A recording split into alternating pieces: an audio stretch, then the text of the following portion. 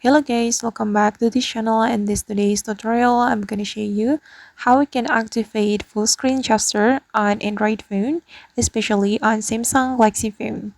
Alright guys, first of all, let's open up our settings application on our Android phone, and we have to find the display setting. Click on this display setting, and after this display setting has been opened, we can go to the navigation bar setting. Click on it. And here, if you want to activate your full screen gesture, you can choose the swipe gestures. Okay, then you can click on more option to select how you can swipe your full screen gesture.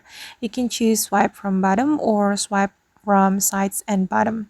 And for me, I'm just going to select this one. And okay, as you can see that now my full screen gesture has been activated. And or I guess that's how we can activate full screen gesture on Android phone, especially on Samsung Galaxy phone. I hope this tutorial will be useful for you. Thank you so much for watching and see you in the next video.